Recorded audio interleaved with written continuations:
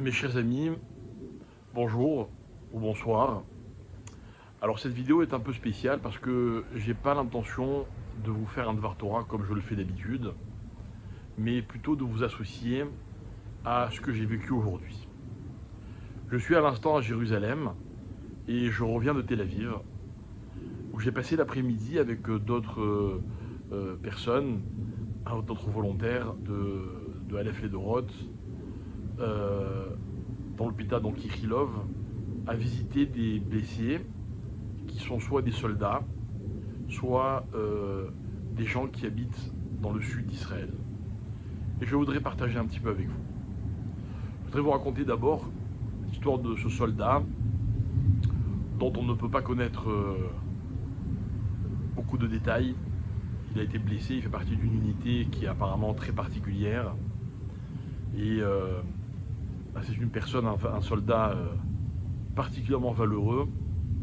Et malheureusement, le premier jour, donc le jour de l'attaque du 7 octobre, en plein Simchat Torah en Israël, il a été appelé et il a rejoint le village, le fameux village de Be'eri, où ils se sont battus et où, ce qu'on nous a raconté, pendant des heures et des heures, il demandait à Tzahal des renforts. Tzahal envoyait tout ce qu'il pouvait, mais il racontait que on est déjà samedi après-midi, en fin de journée, des terroristes arrivaient par dizaines dans des camionnettes pick-up lourdement armées. Et donc les combats étaient terribles. Il a perdu beaucoup de ses amis. Et il a lui-même malheureusement été blessé grièvement, mais si Dieu veut, il s'en sortira. Vous parlez également de cet homme incroyable que nous avons rencontré. Cet homme qui s'appelle Yosef est arrivé en Israël il y a une trentaine d'années, en venant de Russie. Il habite à Kiryat Shmone, dans le nord du pays. Sa fille habitait à Be'eri. Elle est toujours vivante, grâce à Dieu. Et ils sont allés passer la fête avec leur fille, lui ainsi que sa femme.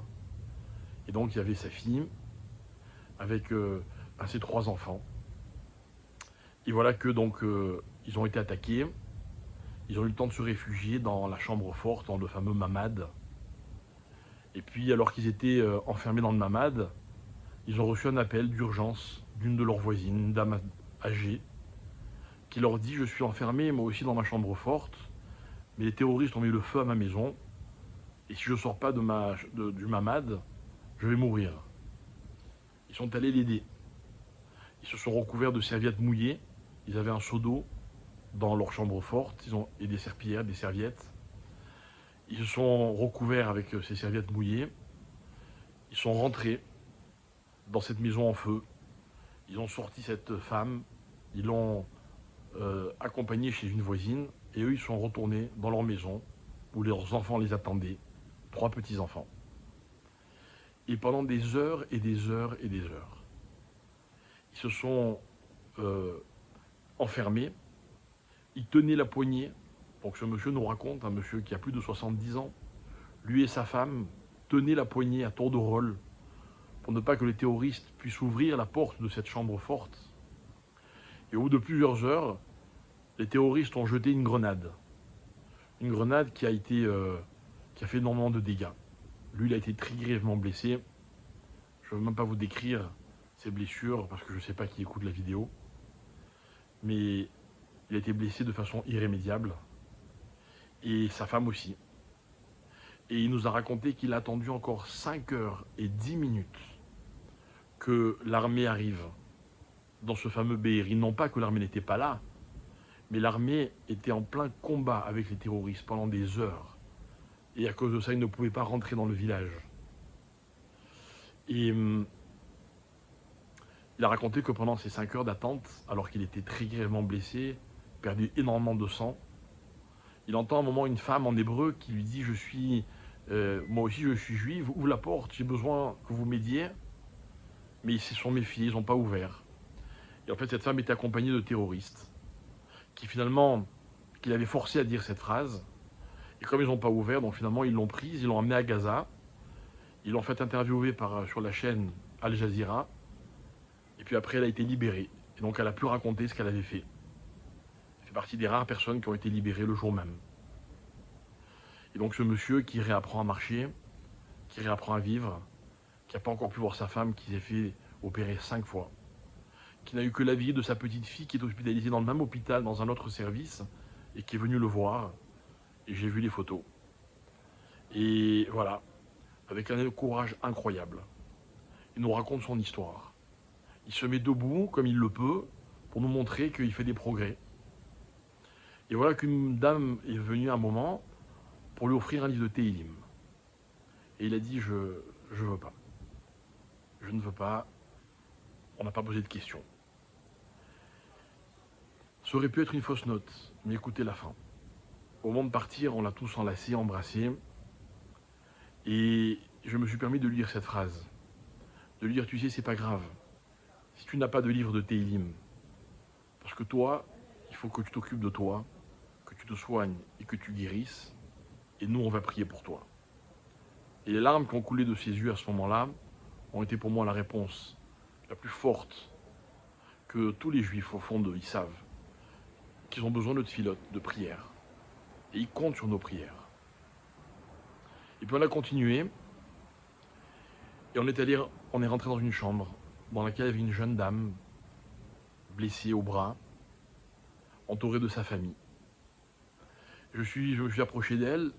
Au bout de quelques secondes, elle me raconte qu'elle aussi, elle était à Be'eri, enfermée dans le mamad, que les terroristes ont tiré sur la porte du mamad, qui est une porte blindée pendant tellement de temps, qu'au bout d'un moment, les balles ont traversé la porte, et à cause de ces tirs, elle a perdu son mari, son bébé de 9 mois, et il lui reste 2 garçons que nous avons vus, âgés de 8 ans et de 3 ans et demi. Et dans une autre maison, il y avait sa belle-mère, c'est une famille originaire de Be'eri, qui malheureusement a également été tuée. Et en voyant tout cela, en entendant ce soldat, en voyant les familles, les amis, les gens qui défilent sans arrêt, je me suis rendu compte, enfin je ne me suis pas rendu compte, j'ai vu l'horreur qu'ils ont vécue. Ce sont que 2 témoignages, mes chers amis, en dehors du soldat, de ce que ces gens ont vécu. Et là aussi, la dame à laquelle j'ai rendu visite n'était pas très pratiquante, c'est le moins qu'on puisse dire. Et quand on s'est approché, avant moi, d'autres personnes de notre groupe ont voulu rentrer. Elle a dit non, non. Enfin, sa belle-sœur a dit non, non, on veut personne dans la chambre. Et quelqu'un a dit mais on est venu avec un rave. Ah, elle a dit ah oui, le rave il peut rentrer. Et je suis rentré. Juste parce que pour elle, j'étais un rave. Alors on a passé l'après-midi avec eux, c'était très émouvant. Mais ne croyez pas, on est sorti avec une force incroyable. Parce qu'on a entendu la même chose à chaque fois. Ils nous ont tous embrassés, enlacés, en nous disant, on est une même famille. Dommage. Dommage qu'on le réalise que dans ces moments-là. Et puis en sortant de là, avant de rentrer à Jérusalem, je me suis arrêté en face de la Kyria de Tel Aviv, pour ceux qui connaissent, sur l'esplanade du musée de Tel Aviv et de la bibliothèque de Tel Aviv. Et sur cette grande place, il y a une photo que vous avez peut-être tous vue. Il y a une étable immense qui a été dressée avant Shabbat, avec une place, une chaise et un couvert dressé pour chacun des otages, les bébés compris, avec des petites chaises de bébés, des biberons sur la table, des chalotes, du vin, un verre de kidouche. Et la table, elle est intacte, et autour, il y a toutes les familles que nous avons embrassées aussi. Et pareil, des gens, il y a encore quelques jours, on se regardait peut-être avec méfiance, et là, on s'est embrassés, on a pleuré ensemble. On a réalisé une fois de plus qu'on était une grande famille. Et tous m'ont dit la même chose, priez pour nous. Priez. Nous, on ne sait pas le faire. Voilà mes chers amis. Voilà ce que j'ai vu aujourd'hui et que je voulais partager avec vous. Le partager pas pour vous rendre triste, parce que vous le savez, c'est pas mon habitude, mais pour vous dire qu'en fait, ils nous ont pris des vies. Ils nous ont pris des otages. Ils essayent de nous briser, mais ils ne peuvent pas nous briser. Ils ne peuvent pas nous enlever ce sentiment de fraternité, d'unité, d'amour qu'il y a dans notre peuple. Alors, il s'est passé ce qui s'est passé, mais je crois que chacun, à sa façon, eh bien, on montre à Akadosh Baruch Hu qu'il peut être fier de nous. Et qu'il nous a donné la force, Hachem, de vaincre, non pas nos ennemis, parce que le problème, c'est pas eux, de vaincre les épreuves. Et croyez-moi, j'ai pris énormément de force de ces gens. De ce père dont le fils est retenu en otage à Gaza, et qui m'a dit, je sais que si l'armée israélienne rentre dans Gaza, mon fils sera encore plus en danger.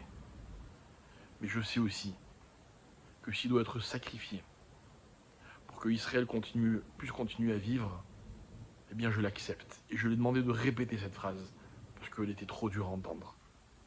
Mais j'ai compris qu'elle est encore plus dure à dire, et pourtant il me l'a dite 2 fois. Ah, voilà mes chers amis, ce que c'est que le peuple juif.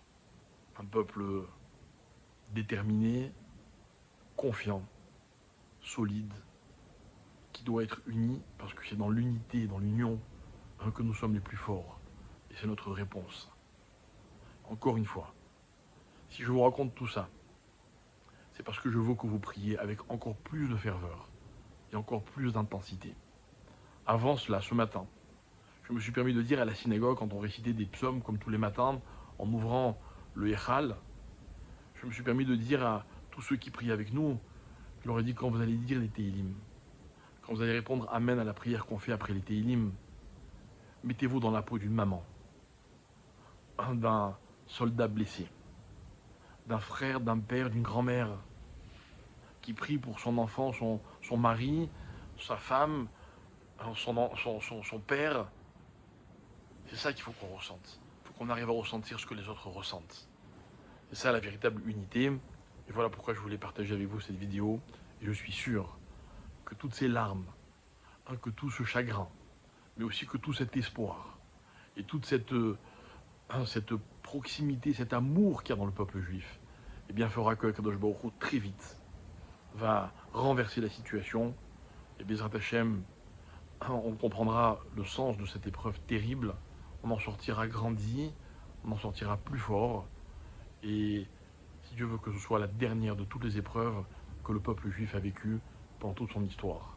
Bezrat Hashem, très bientôt, on verra la Géoula, je suis sûr. À bientôt.